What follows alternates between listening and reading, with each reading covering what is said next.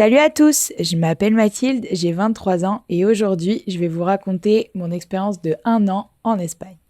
Je suis étudiante en master programme grandes écoles à Cage, Bordeaux, et c'est à l'occasion de ma césure pendant ma deuxième année de master que je suis partie donc 1 an en Espagne.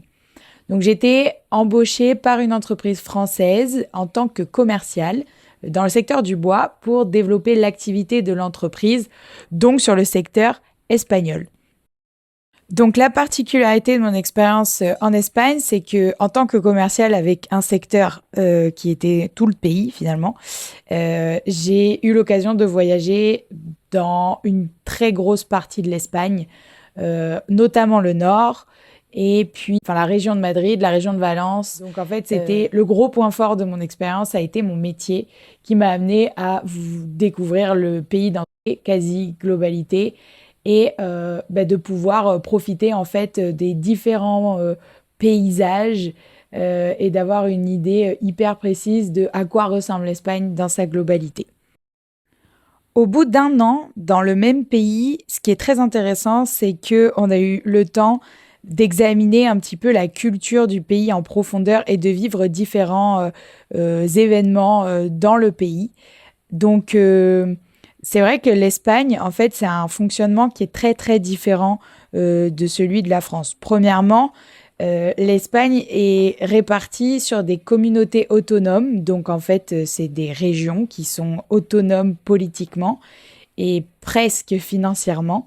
Et en fait, ça régit beaucoup de choses parce que, en fonction des régions, la culture est extrêmement différente en Espagne. Je sais qu'en France, c'est aussi un petit peu le cas, mais vraiment en Espagne, c'est bien plus exacerbé qu'en France. Vraiment des cultures extrêmement différentes. On a des communautés autonomes qui sont très riches, on en a qui sont beaucoup plus pauvres. Et donc, ça fait un pays extrêmement varié. En Espagne, la culture est extrêmement festive. C'est vraiment un premier point sur lequel on peut se pencher. En fait, il y a beaucoup de jours fériés en Espagne, hein, déjà, il faut le savoir, et en plus des jours fériés qui sont différents en fonction des régions. C'est pas une légende non plus que les gens sont dans la rue une grosse partie de la journée.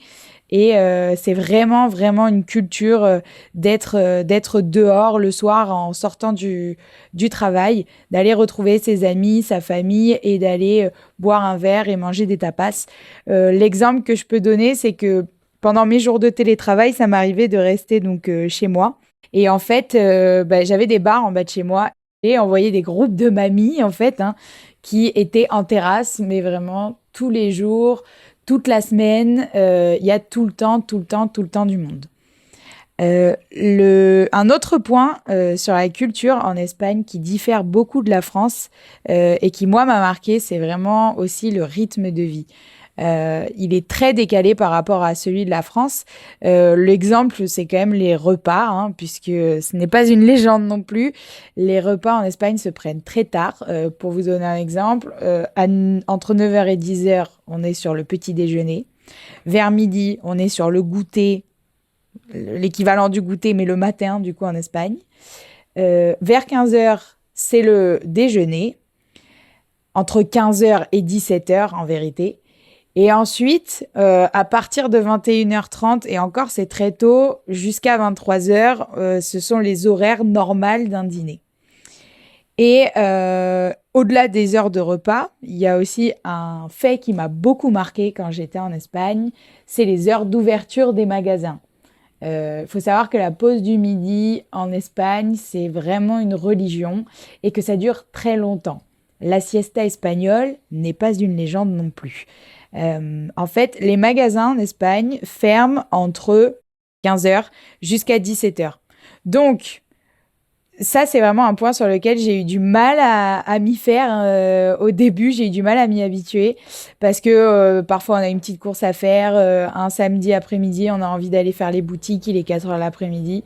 Et en fait, non, les boutiques sont fermées. Et c'est vrai qu'il ne faut pas l'oublier, mais c'est encore leur pause de midi. Donc, en Espagne, il faut se mettre aussi dans le rythme à l'espagnol parce que on peut être vite déboussolé en fait. Et les Espagnols également ont un rapport au temps qui est très différent de la France. Que ce soit en contexte personnel ou en contexte professionnel, le retard en Espagne, c'est OK. Jusqu'à 30 minutes de retard, c'est clairement OK. D'ailleurs, petit tip, ou si ça vous arrive à vous d'avoir des rendez-vous à enchaîner dans une journée, sachez qu'il ne faut pas prévoir des rendez-vous qui soient un peu trop proches en termes d'horaire parce que il y a du retard à prévoir et c'est clairement OK. Et pour un Français, ça peut être agaçant, mais vraiment, il faut s'y faire. Et c'est vraiment dans tous les contextes parce que même une agent immobilier qui s'occupait de mon appartement était capable d'arriver 45 minutes en retard le jour où il fallait faire l'état des lieux, rendre les clés de l'appartement.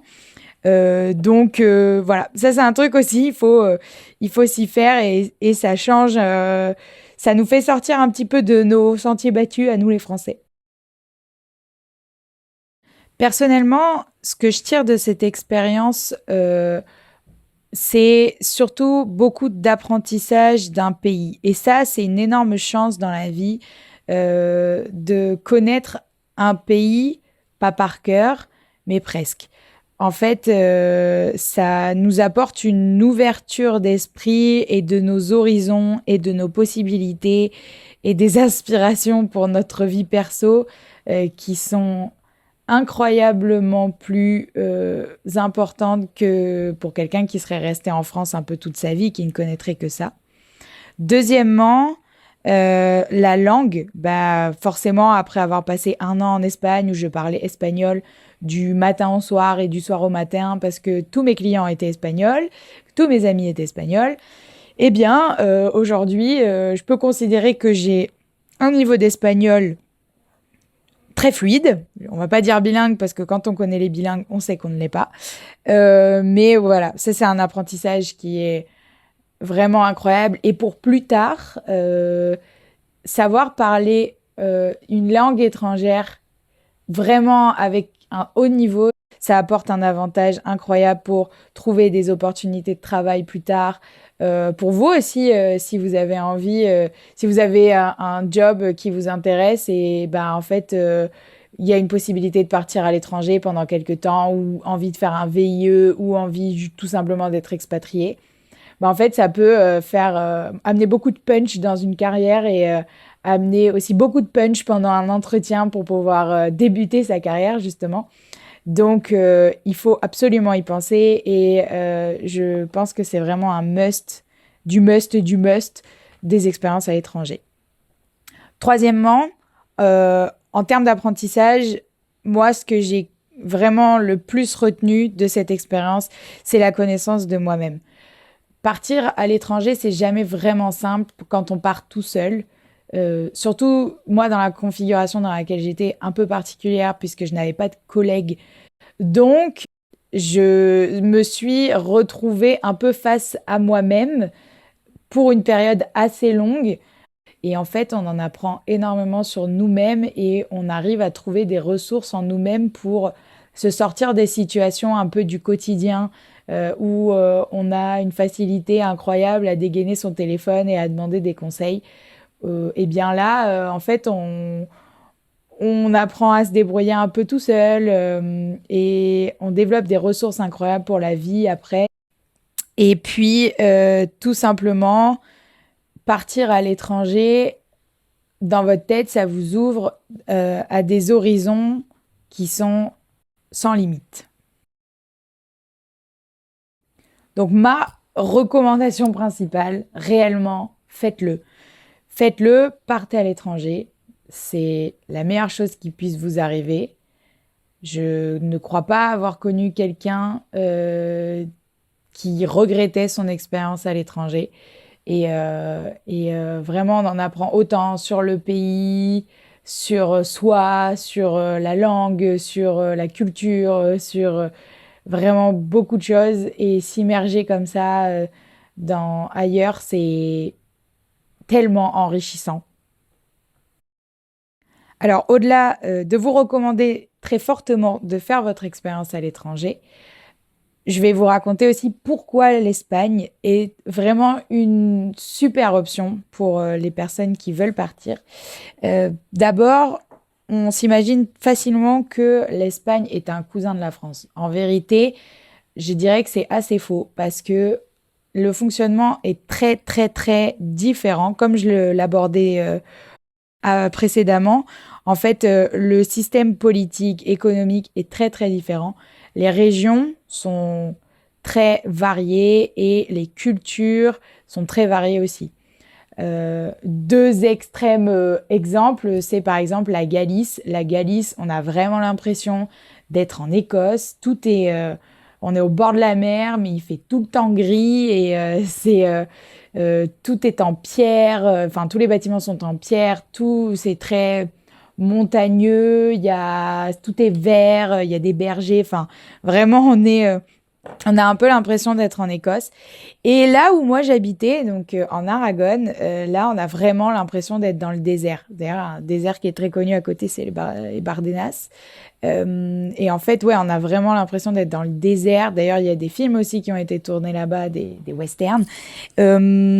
Donc voilà, une variété de paysages incroyables. Vous n'avez pas besoin d'aller très loin pour avoir l'impression de voyager dans des pays différents. D'ailleurs, il y a des langues différentes en Espagne aussi, puisque le galicien existe toujours, le catalan, et puis forcément le castillan. Mais voilà, il y a aussi, les villes sont très belles.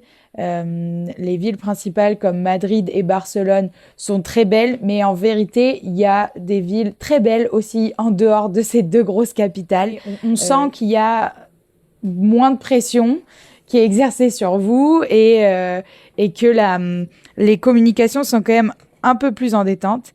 Et puis finalement, comme je disais, le respect des horaires est quand même un peu plus flex qu'en France. Donc voilà, c'est pour toutes ces raisons que je vous recommanderais l'Espagne. Je sais que c'est un pays auquel on pense pour partir en vacances, mais vraiment, si on peut avoir la chance d'y vivre, c'est vraiment un concentré de paysages, de culture, de langue, d'architecture, d'histoire. Enfin, dans un seul pays, on n'a pas conscience toujours de la richesse que représente l'Espagne, mais vraiment, ça vaut le détour. Je vous remercie beaucoup pour votre écoute et vraiment, foncez, partez, et en Espagne.